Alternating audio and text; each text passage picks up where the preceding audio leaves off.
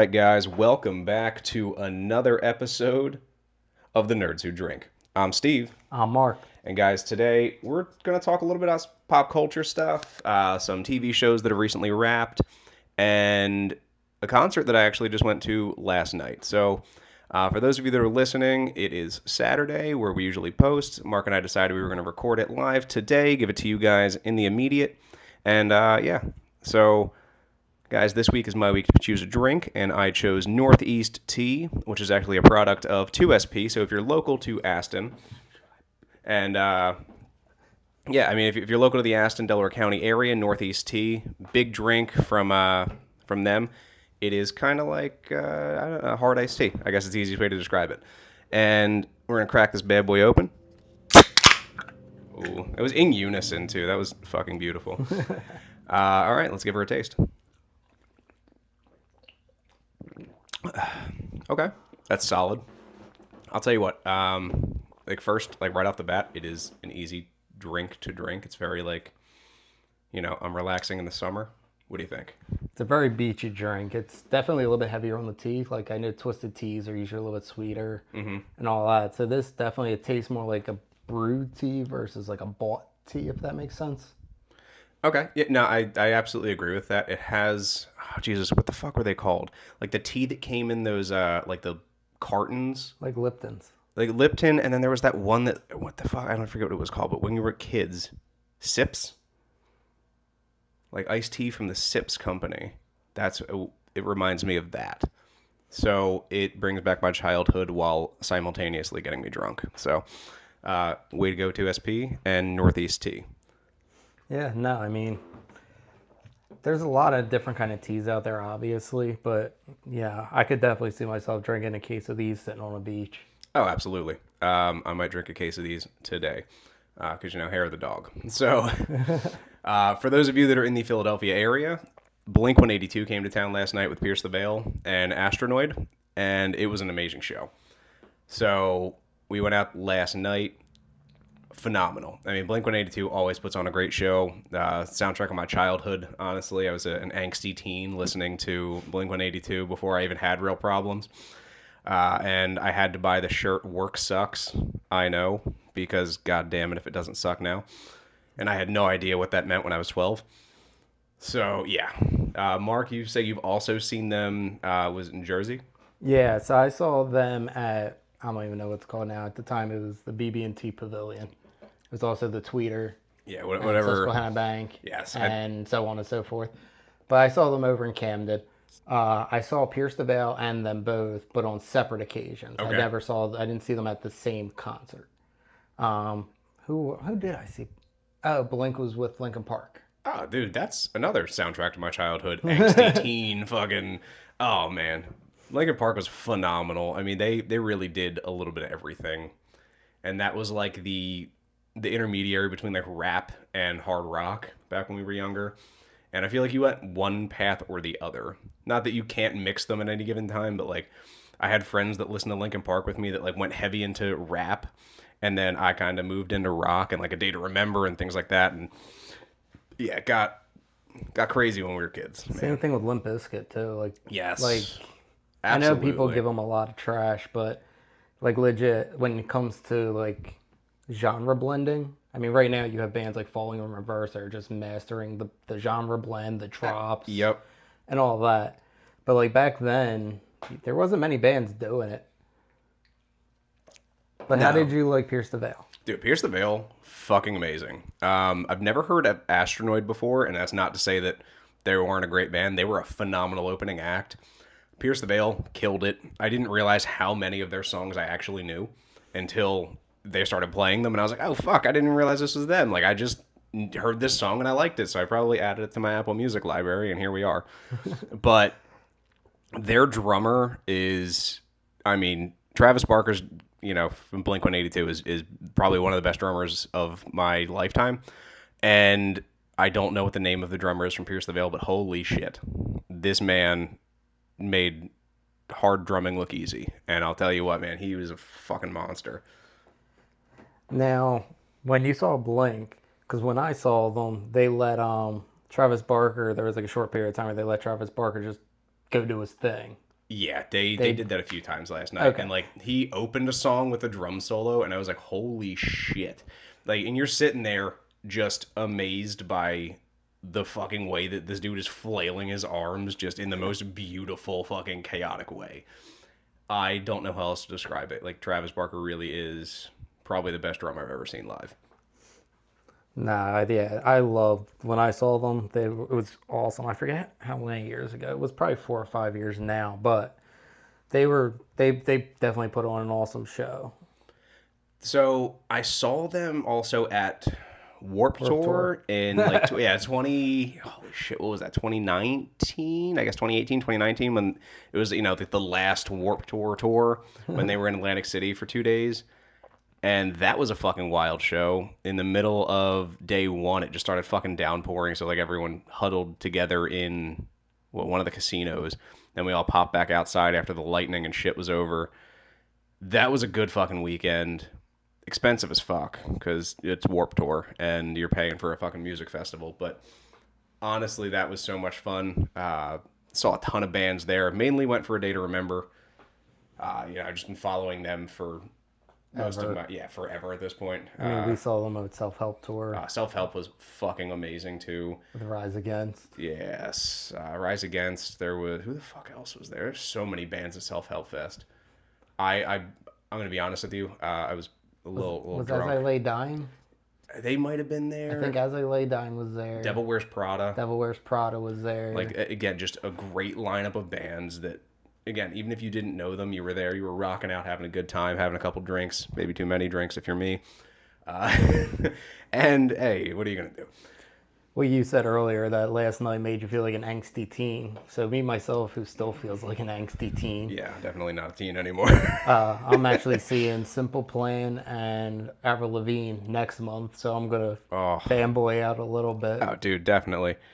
We talked last night about like trying to do a lot of more local stuff, like if we're running up to Hershey or Allentown or whatever, just to go see some bands that again we grew up listening to that we could all relate to. Grab a bunch of like the friend group that we have, and I'll go up and see them. So that's definitely on the docket for the future. All right, dude. Something I wish I knew when like we were younger. Like I never realized. Like I'll just Google like random like big bands, and I never realized how many like small house shows that they actually do. I just always Yep. assume there's like I think it was Falling in Reverse maybe. Okay. Like they're blowing up right now, and they're doing like a show in Reading or something like that. It's like nothing Yeah. like venue wise. It's not like a It's big. not huge. It's not a huge stadium or anything like that. It's like just a normal place. I'm like, dude, if I would have known that bands were doing like big bands and stuff like that, you know how many concerts like I probably missed out on.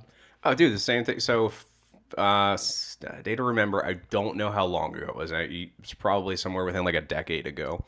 They played Crocodile Rock in Allentown, which is just like this tiny fucking shit bar, essentially. But it's just like it's a junk bar, and that was fucking cool as shit. Like it's just one of those small venues. Again, like you said, it's a huge name band that if you're into that genre of music and they play at a small venue for a niche group of people that might want to come out and see them play, I'm sure it reminds them of like the good old days back when they, before they got rich and famous. And that's such a cool thing to do for a big band to like go small town, small bar, have a good night, and then it's not a billion fans. Like that's just super cool for me. Yeah, nah, I mean, it makes you like, for me, it makes me respect the band more because it shows like they're actually like people. Oh yeah, definitely. Yeah, there's no like security, there's no giant gates stopping you from talking to them. Like, and that, if I was famous, I would definitely spend a little bit of time with my fans. I mean, I'll never be famous unless this podcast blows up. But yeah, so Speaking of, yeah, like and subscribe. absolutely. Share it with your friends, your family, your dog. We don't care. The more you share us, the more content we're able to bring to you.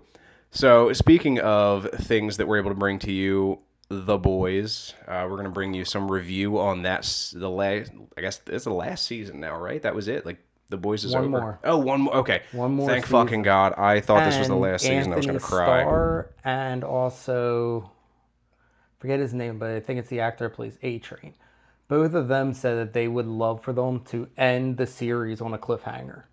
and then finish it with a movie. A movie. So I did see that. I saw the interview about that, and I would fucking love that. I think a big thing for me would be, A, if you did a movie, it would be phenomenal. Give me like an hour and a half, 2 hour long movie, whatever it might be.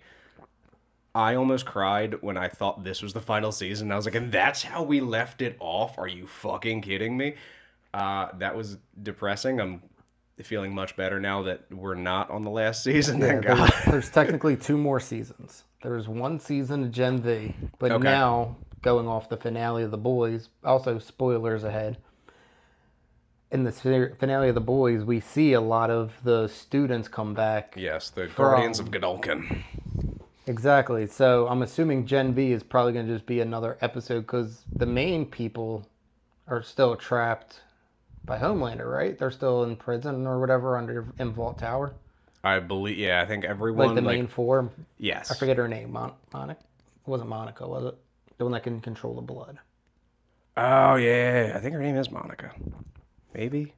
Something with an M.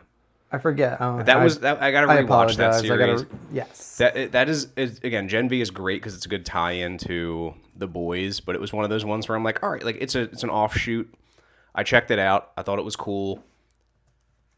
And now I'm like, all right, now there's some tie-ins with Sam and Kate at the end. And that's what I was gonna say is like Gen V might actually become a big like just another thing because now half of them are actually with Homelander and reporting Yes. to Homelander, and That's the other ones are huge. still trapped at Vault. So how like can you have prisoners in Vault Tower and not see the Deep or Black Noir or Homelander? Yeah, Or how do absolutely. they break out of? Which I'm assuming what's going to happen. Then they're going to save the boys, and then that's going to be the final showdown. Will be the Gen V kids and the boys versus Homelander and everybody else.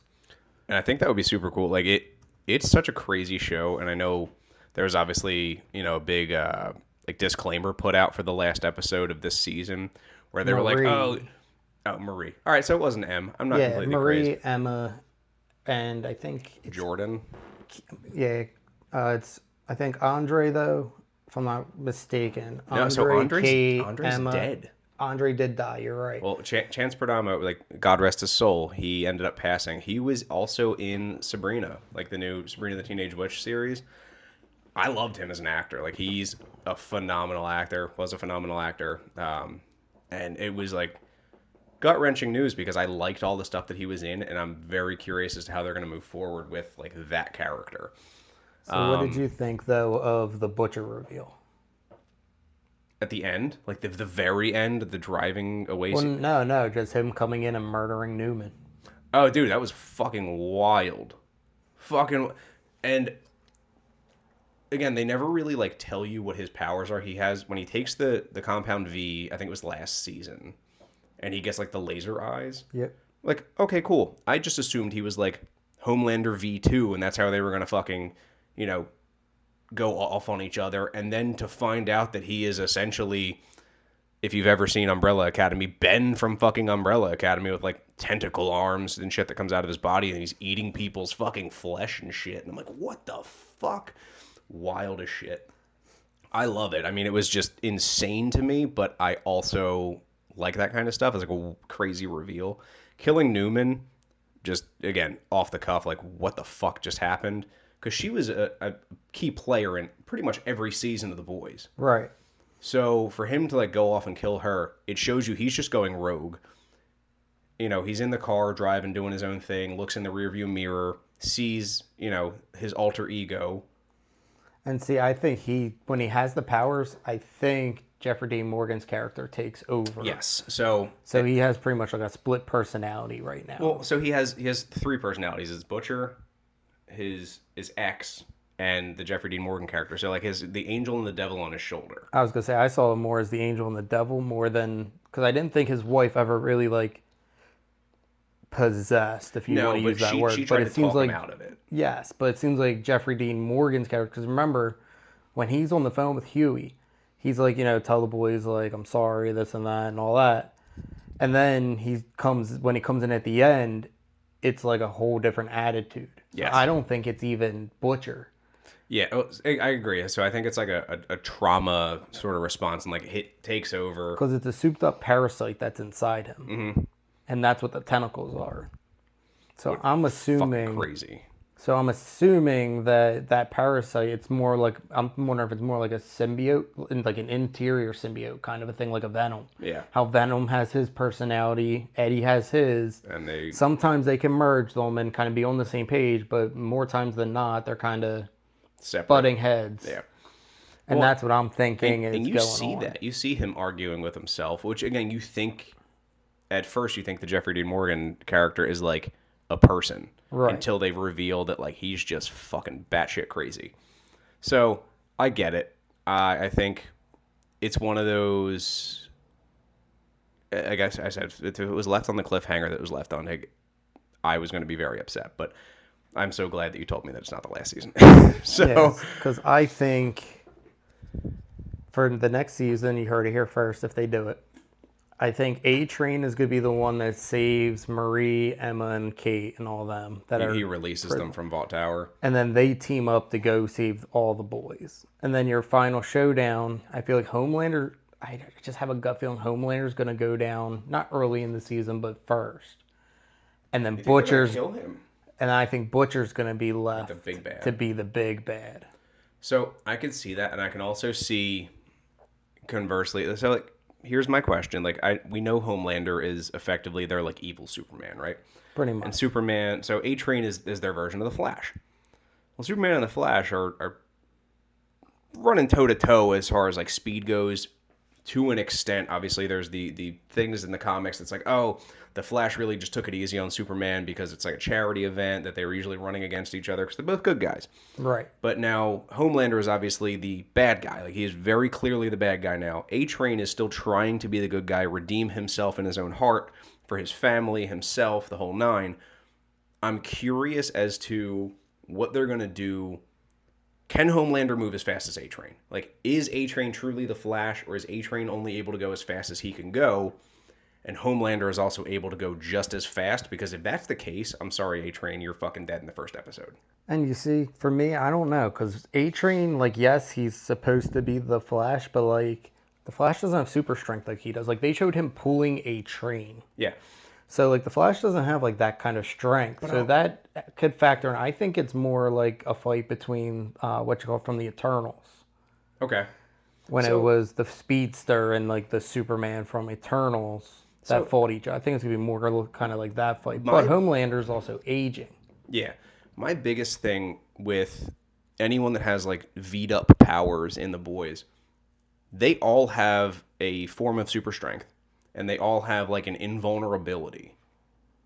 Like they can either regenerate I say a lot of them or have, like, a healing factor. yeah, like you watch fucking Homelander just laser eye the shit out of Newman, and she's like, oh, fuck, like just brushes it off and is like, oh, I guess I am a superhero. You're right, you caught me, and just again eats it. But also at the same time, like Butcher was able to tear her limb from limb. So I'm like, which powers are which, and what is what's strong against what? Like, is this fucking Pokemon? Like, how does shit work in this fucking universe? Well, you can tell too. Homelander kind of holds back when he lasers her, because if you look at like when he was fighting like Butcher, Yeah. like he was full force using.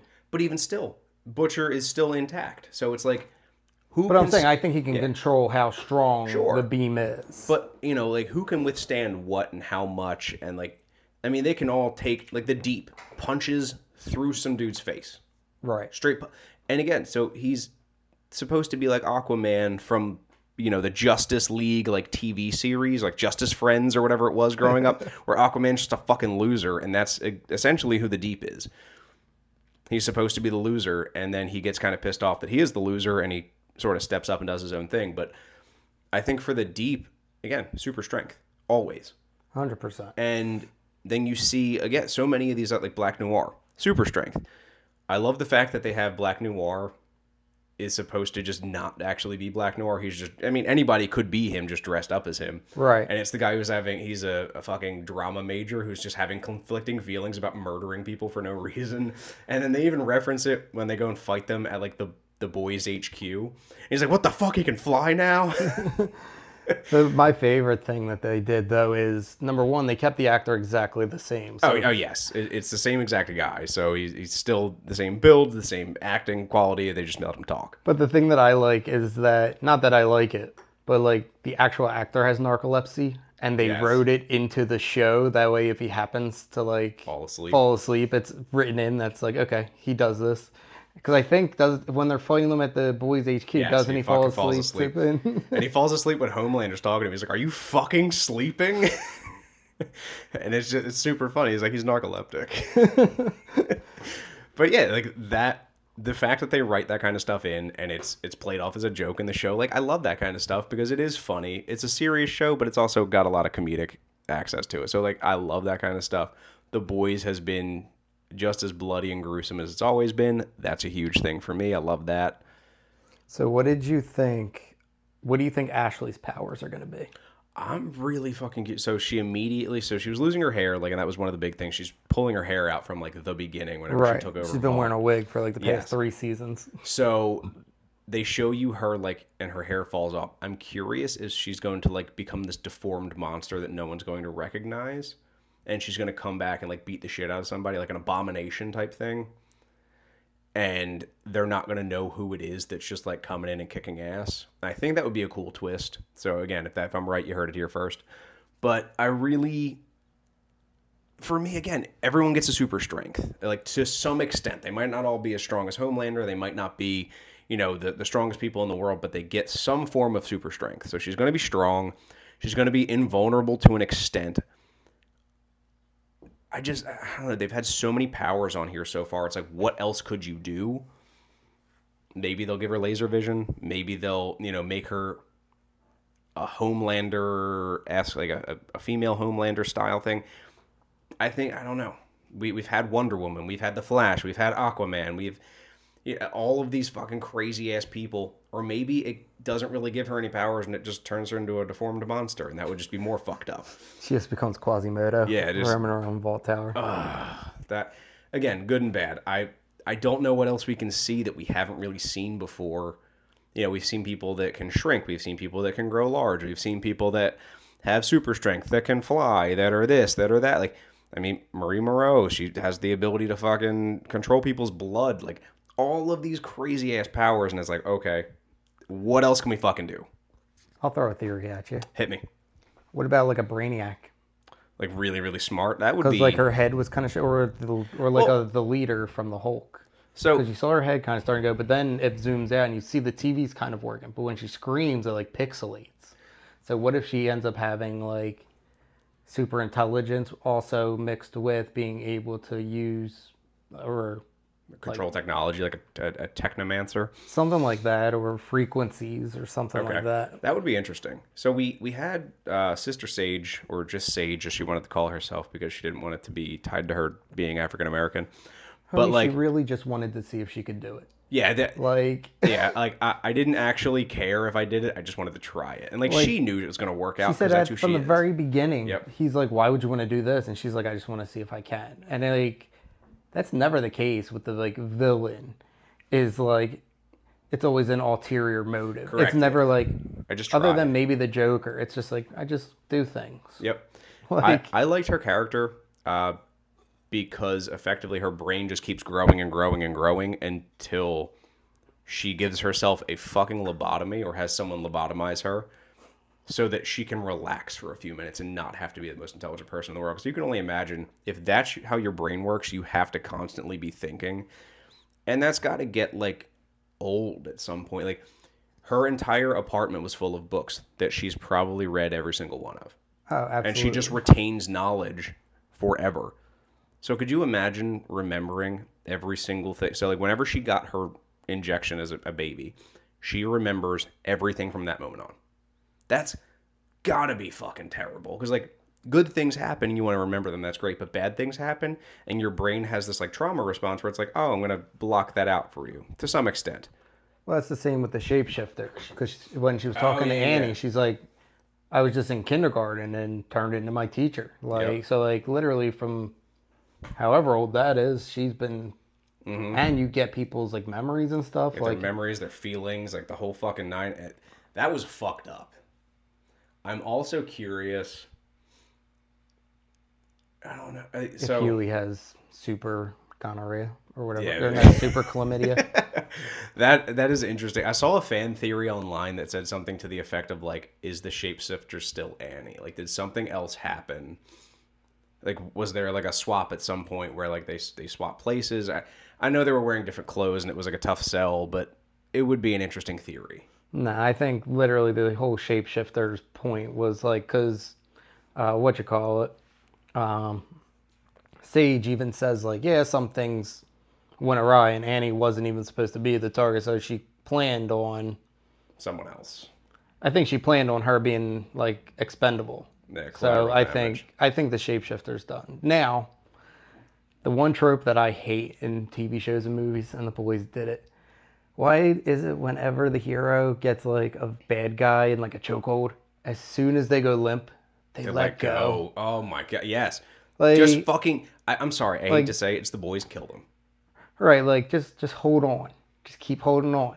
Make sure, because all I'm gonna do is just and as soon as they let go, I'm just going mop.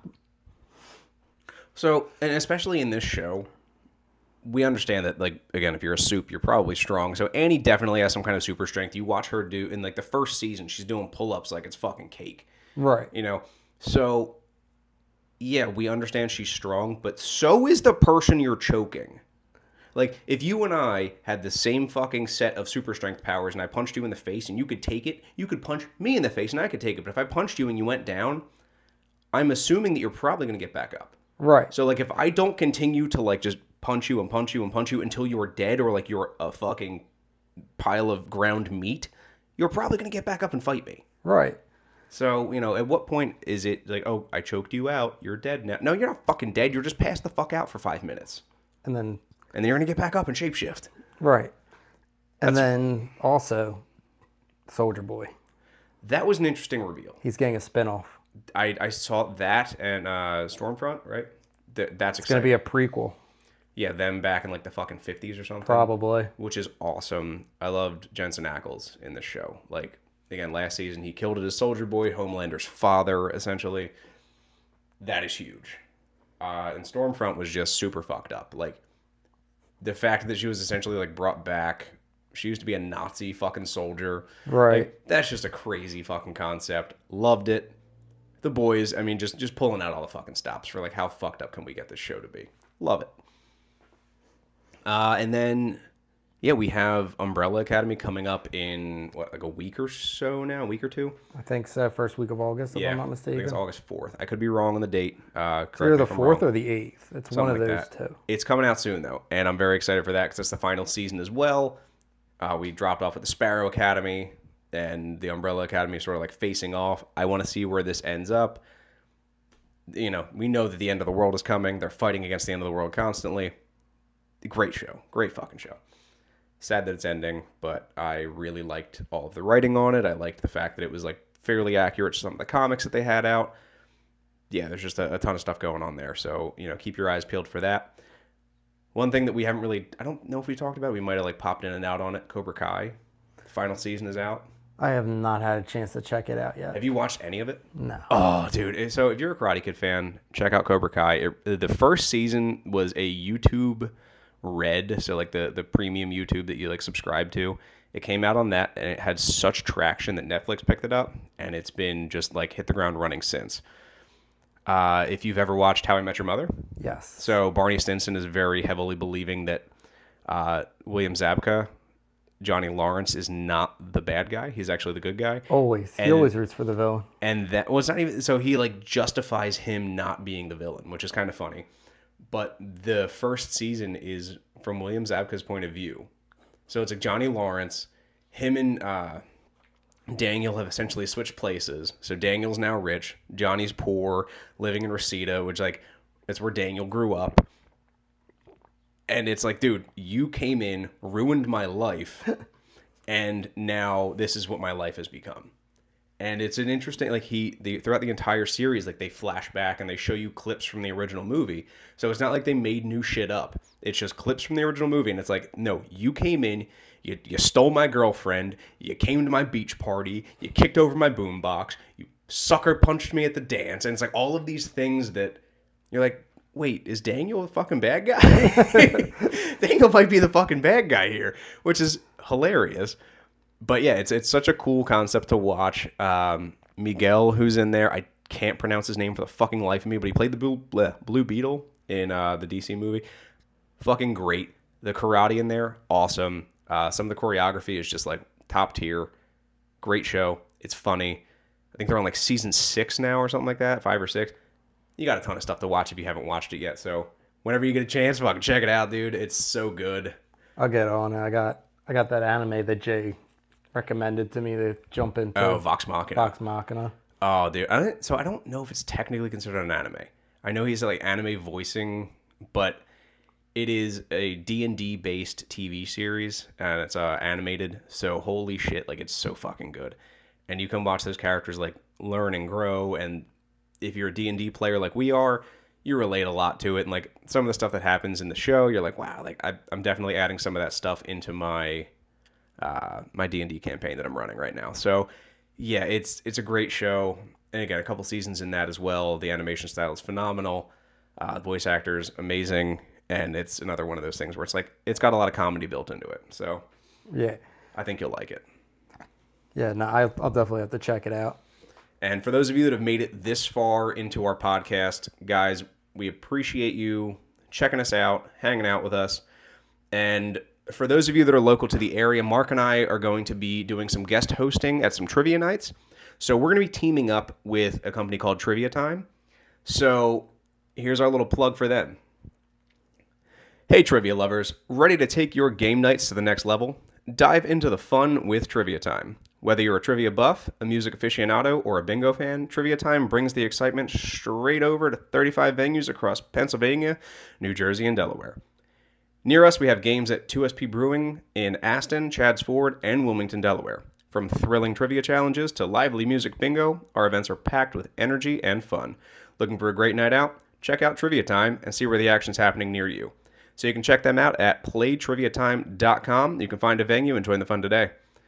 And guys, last but not least, I'm Steve. I'm Mark. And we'll catch you guys next time.